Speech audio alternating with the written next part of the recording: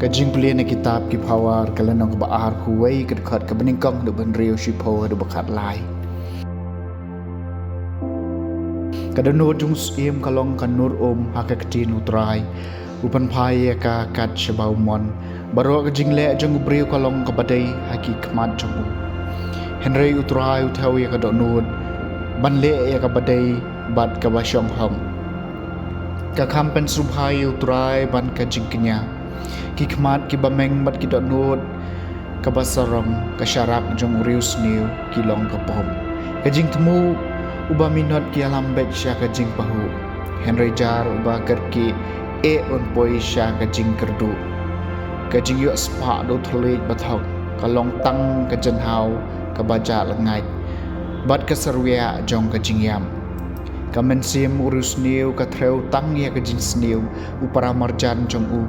Yo jing sngaw sen ay haki kmat jong u. Habau riu kan shlen yo saja uba shidau kelastad. Habau bastad usya hikai unang hamroy jing tem. Uba hok upek thu ya kayeng uba sniu kibas sniu kisya nyat no sya ka jingjon. Uba set yala ka skor na ka jingyam uba duk. Uhi un sayam bat enom don ban sengam kaktian jang utray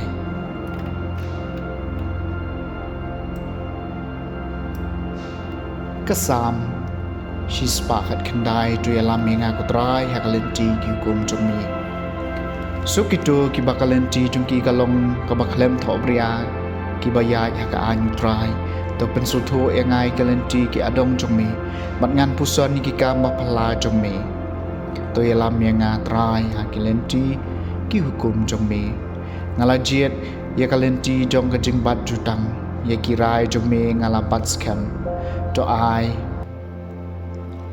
hanga kajing shempang bangan rakhi ki an jome bat sumar ya kana do kado nun to yalam yang ngatrai hakalenti ki hukum jome to yalam yang hakalenti ki hukum jome namar haki kadon kajing kemen jonga to yalam yang ngatrai hakalenti ki hukum jome ngan rakhe barabor ya kaan jome junom la junom to yalam yang ngatrai hakalenti ki hukum jome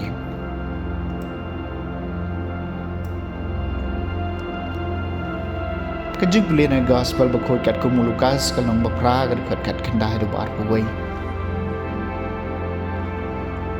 kakamiu jisu bat kinman ki para jumu kilawan syau Henry kim syam la mane kendo iu namar ba pun brio bat layat hu hu kakami jome bat ki hinmen para jome ki yayeng habar ki kwa banu iyami Henry ula ong hagi kakami jonga bagi hinmen ki para jonga kilong kito ki bas ngap ya kaktin ublay bat ki bale ya ka gospel jong try